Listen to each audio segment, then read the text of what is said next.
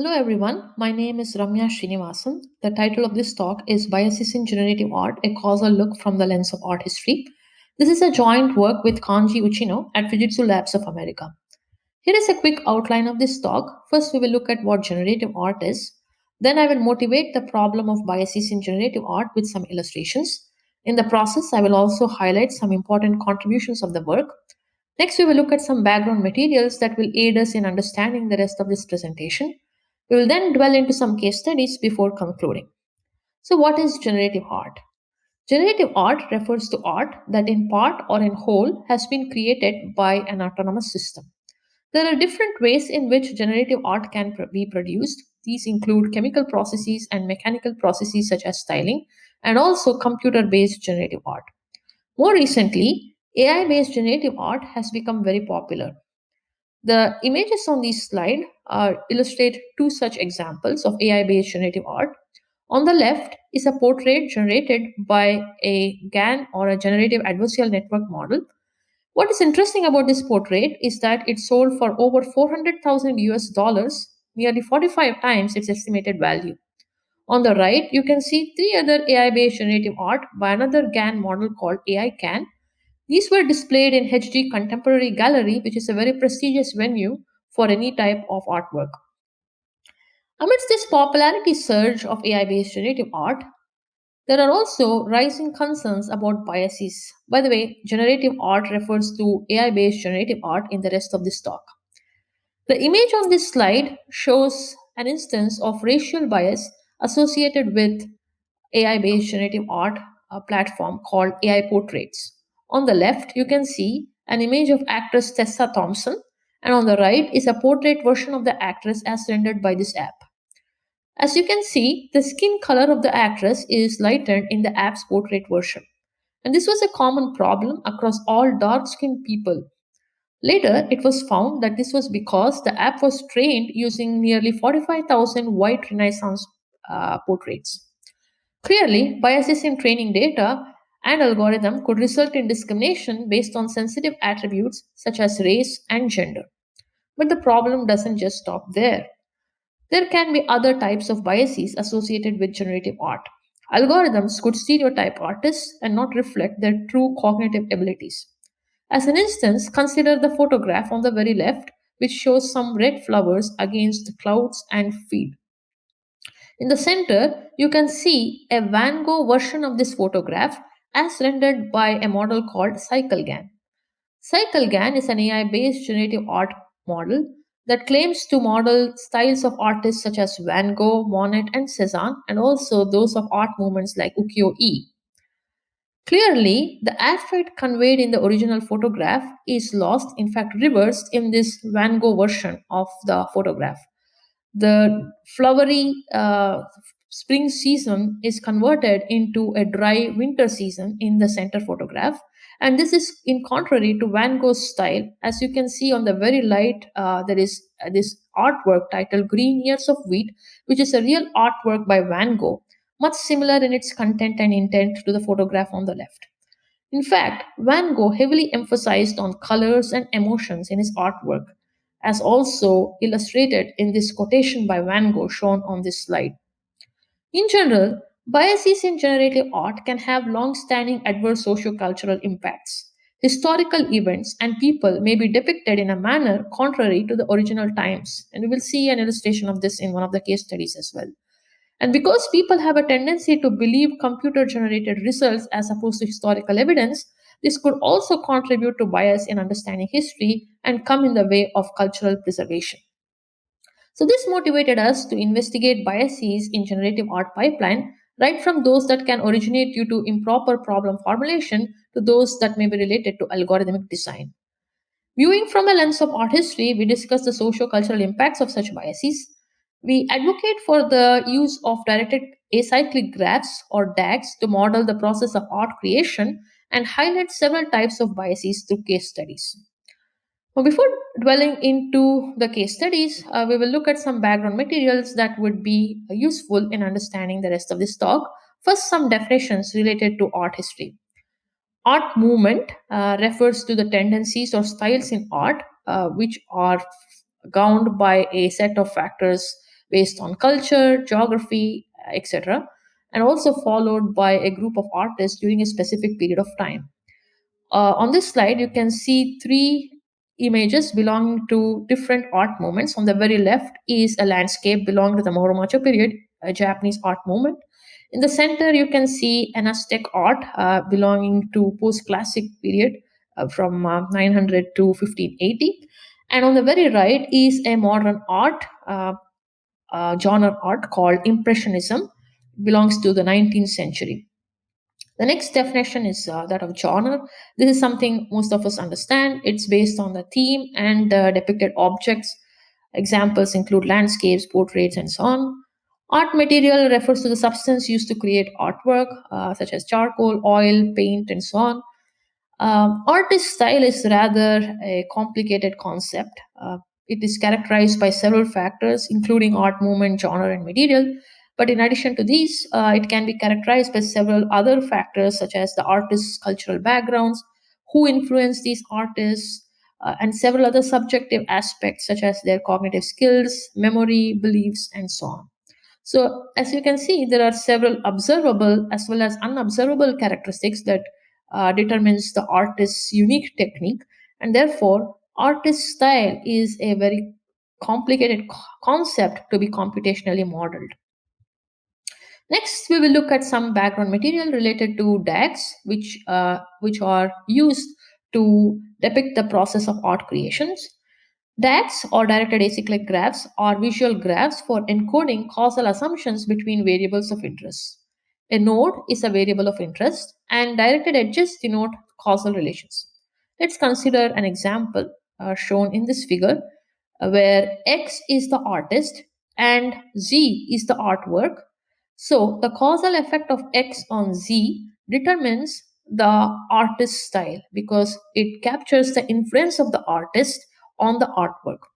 Note that there can be several factors that influence the artist and the artwork, such as the genre G, the art movement A, art material M, and further, art movement can also determine what type of art material is used. For example, during Renaissance, people heavily used marble and so on. So, this is just one set of assumptions encoded by domain experts, such as art historians. Based on different expert opinions, there can be different DAGs characterizing an art process. And it is possible to understand and test for biases under these varying assumptions. So DAGs offer a means of encoding experts' opinion, domains experts' opinion, and serve as an accessible tool for testing for biases under varying assumptions. Before looking at the case studies, let's quickly look at how they were selected. We largely surveyed academic papers, online platforms, and tools that claim to generate established art movement styles or artist styles. And the art movements and artists considered in the analysis are determined based on the experimental setups reported in these works. Art movements include Renaissance and modern art movements like Cubism, Impressionism, and also non Western art movements such as ukiyo-e. Artists considered include Black folk artists like Clementine Hunter, American painter Mary Cassatt.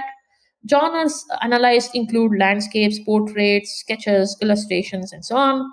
Art materials studied include woodblock prints, engravings, paint, and so on. Note that ukiyo-e is the only non-Western art movement considered in the analysis.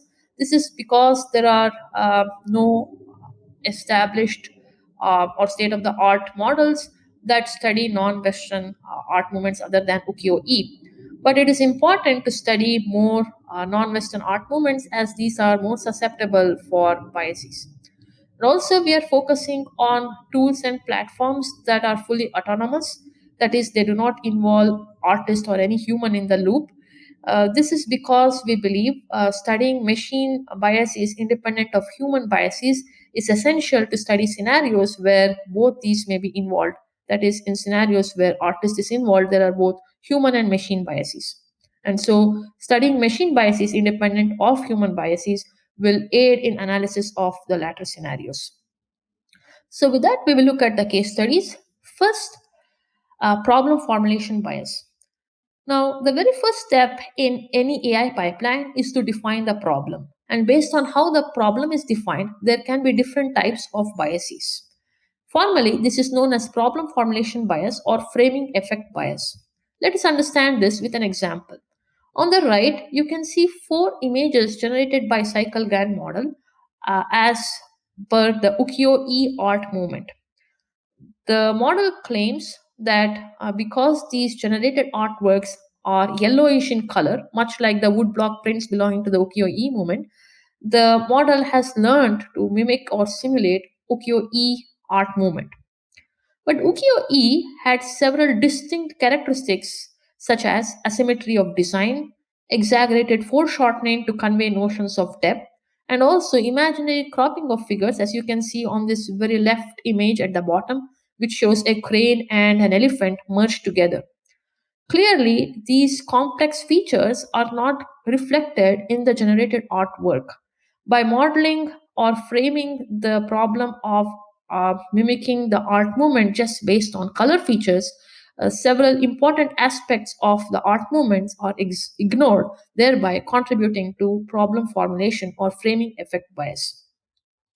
The next step in the AI pipeline is to create a data set.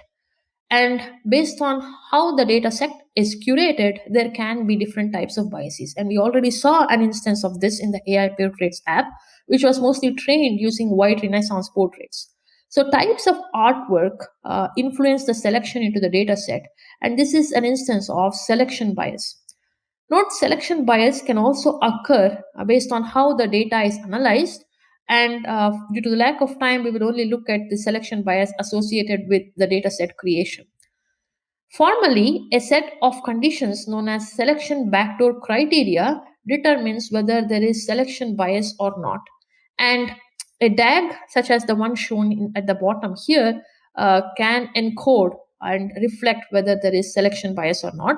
Here, S is a special type of node denoted by concentric circles, which shows which variable is affected by selection. In this case, Z, the type of artwork, is subjected to bias because white Renaissance portraits were selected. And based on this selection backdoor criteria, if there is a path between the selection variable and the output of interest, in this case the artwork, then there is selection bias. Due to the lack of time, I will not go into the various conditions, but essentially these criteria helps one determine when selection bias can happen. So again, looking at the DAX, it is possible to determine this type of bias. Another type of a bias that can be associated with algorithm is confounding bias. These types of biases arise due to common causes between variables of interest. Look at this graph on the very left. There are these three factors, namely genre, art movement, and art material, that can influence both the artist and the artwork. Now, in order to determine the causal effect of artist on the artwork, these confounders, namely material, art movement, and genre's influence, have to be adjusted. Formally, this formula that is shown on the very bottom adjusts for these confounders in order to determine the causal effect of the artist on the artwork. This formula essentially says that for this DAG shown on the left, one has to consider all genres, art movements, and art materials that the artist has worked on in order to determine their causal effect. Note, based on the DAG, there can be different confounders, and so the formula also accordingly changes. For example, on this DAG shown in the right, there is also an unobserved confounder E, which corresponds to the emotions of the artist. And in this presence of unobserved confounders, the causal effect of X on Z cannot be determined. And the reference shown here is from Professor Pearl, who did seminal work in providing with several formulae, such as the backdoor formula, front-door adjusted formula, and the do calculus technique or framework for determining causal effects and also identifying confounding bias. This brings us to the next type of bias called as transportability bias, or more commonly style transfer bias. Style transfer refers to the problem of changing the contents of one image according to the style of another image. And this can be best understood by means of an example. So, as an illustration, consider the center image shown on the left. This is a Cubist artwork titled Propellers by artist Fernand Léger. It was common for artists belonging to Cubism to depict technological advancements of those times. Industrial revolution was just setting in, and this is an example of one of the machinery belonging to those times. On the right, you can see a futurism artwork by Gino Severini titled Armor Trained in Action. In futurism, artists emphasized on kinetic patterns and movements heavily in their works.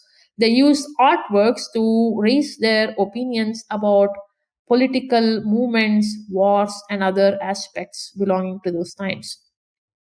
So, the gust of winds emerging from this train as it is passing through countryside is very much evident in this artwork.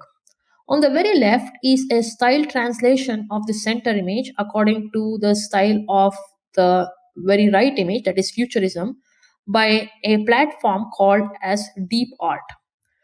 And you can see that movement, which is a key aspect of futurism, is missing in this translation.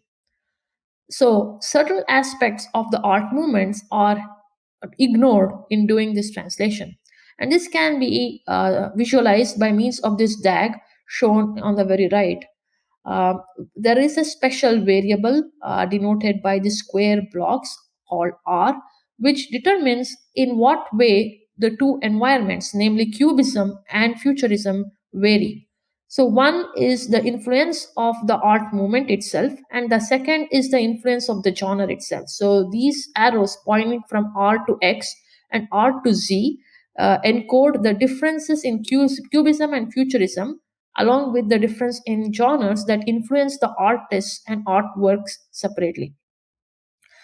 Now, based on these DAGs, it is possible to determine when causal effects can be transferred from one environment to another using another set of criteria, which again I will not look into or be able to discuss because of the lack of time. So, based on these DAGs, it is possible to determine when causal effects can be transferred. And clearly, as you can see from the illustration, the style transfer is not doing justice to the art movement. As another illustration, consider this platform called abacus.ai, which claims to do a gender translation, that is, change the gender of the subject depicted in the portrait from male to female and vice versa. On the very left, in the image titled 1 and also in the image titled 3, these are real artworks of portraits of young men belonging to the Renaissance period by artists Raphael and Cosimo, respectively. 2 and 4 denote the gender translations of 1 and 3 by this platform called Abacus. Abacus mistakes young men with long hair to be women. As a result, the gender translations of these show masculine faces with beards. And it was common for young men belonging to the Renaissance period to have hair from the ear up to the shoulder. And so these subtle cultural aspects are again missed in the style translations because models do not understand the influence of art movements. This is another example of racial bias associated with an app called as Go Art. On the very left, you see the portrait of a black person. This titled Black Matria by it's a folk art by Clementine Hunter, and two denotes the gender. Sorry, the transfer of this portrait according to the style of an art movement called expressionism. Note the left image is a folk art, and 2 corresponds to an expressionism version of this image on the very left. As you can see, the color of the face is tinted in red, but that is not so for a white sculpture that is shown in this image 3. This is another Renaissance sculpture, and 4 is the expressionism version of this sculpture by the same app, and you can see that the face is not so heavily tinted with red as compared to the one on the second image here. So clearly, this is an instance of racial bias. This is another illustration of style transfer bias, wherein the subtle aspects of art movements are ignored. In the center, you can see a realism artwork titled Miss Mary Ellison by Mary Cassatt. On the very right, you can see an expressionism artwork titled Erna. On the left is a style translation version of the center image according to the style of the right image, which is expressionism by Deep Art. And in expressionism, it was common for artists to distort the subject's features in order to depict some intense emotions. As you can see, the chin, the nose, and the ears of the subject depicted in the artwork Yerna is heavily distorted, but that's not the case for this image on the very left. So, key aspects of distorted subjects is absent in the translation. So that brings us to the end of this talk. We, through these case studies, understood that there is a need to understand the socio-cultural impacts of generative art tools before their deployment. One has to question whether an algorithm can even solve a given problem, such as modeling artist styles. There is a need to define guidelines related to accountability of generated art. So, who owns responsibility for the biases associated with generative art? It's also important to involve domain experts in the generative art pipeline to better inform the process of art creation. And finally, it's useful to define details of these generative models to facilitate better communication between researchers and developers of such models. And that's it. I'm happy to take questions. Thank you.